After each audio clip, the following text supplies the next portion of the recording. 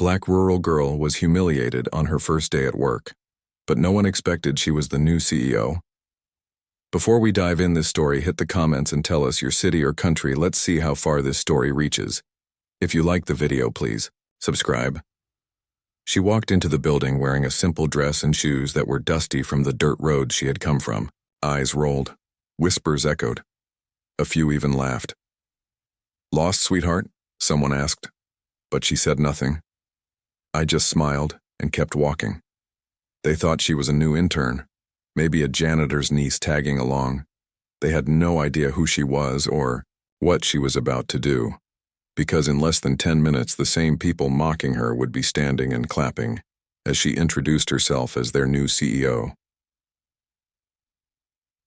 Watch until the end. Amani Johnson grew up in a rural town that barely appeared on most maps. Raised by her grandmother in a tiny farmhouse with no internet and patchy electricity, she'd learned how to stretch every dollar and earn every inch of respect.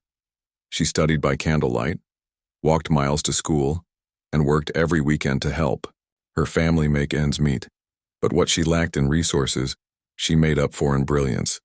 She earned a full scholarship to an Ivy League university, graduated top of her class, and built a career through talent, resilience, and a refusal to be underestimated. Now, at just 34, Amani had been quietly appointed as the new CEO of a historic but struggling manufacturing company. On her first day, she chose to walk in, not with glamour or grand speeches, but exactly as she was, grounded, humble, and honest. There is no PR team, no suits, just truth. And the company wasn't ready. From the moment she stepped through the front door, Amani could feel it, the subtle tension in the air, the stiff smiles, the dismissive stares. A receptionist looked up and offered a fake smile. "Deliveries go around. The back, miss." In the elevator, 2 employees openly speculated about her. "Must be someone's niece," one muttered, "or an intern from the community program." Still, she said nothing. She made her way to the conference room where the executive team had gathered. Conversations paused as she walked in. A few chuckled. One manager even tried to shoo her out. "Sweetheart, this room's for corporate only." Amani gently placed her leather folder on the table. "Perfect," she said. "Then I'm exactly where I need to be." Laughter faded. Eyebrows rose. Then the head of HR entered, eyes lighting up. "Ah, Ms. Johnson, you're here. Everyone, please welcome Amani Johnson, our new CEO." The silence was suffocating. Faces flushed. A few jaws dropped. One of the same men who had laughed minutes earlier now stood to shake her hand, nervously. She returned the handshake with grace but didn't forget a single face in that room. She didn't need revenge. She had authority and a memory.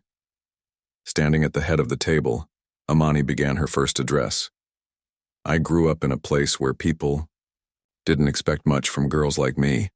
I wasn't supposed to make it to college, let alone this boardroom, but here I am.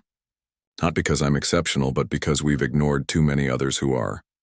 Her voice was calm, but her words hit like thunder. "I saw how some of you looked at me this morning. Don't worry. I noticed. But I didn't come to fit into your system. I came to rebuild it." The room sat in stunned silence. No one laughed now. The new CEO had arrived, and she brought a storm with her. In the weeks that followed, the company underwent significant changes. Toxic managers were let go. Interns were promoted based on merit. Rural recruitment programs were launched. And Amani? She became a symbol of what it looks like when underestimated voices rise to lead. She didn't just change policies, she changed culture. And the same people who had mocked her, many stayed, quietly learning, growing, even thanking her. This wasn't just a story about a CEO.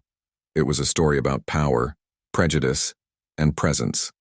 Amani proved you don't need a loud entrance to make history. You need to walk in like you belong, even when the room tells you otherwise. Have you ever been judged before people knew your worth?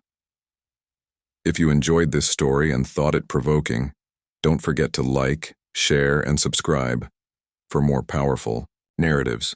Let us know your thoughts in the comments.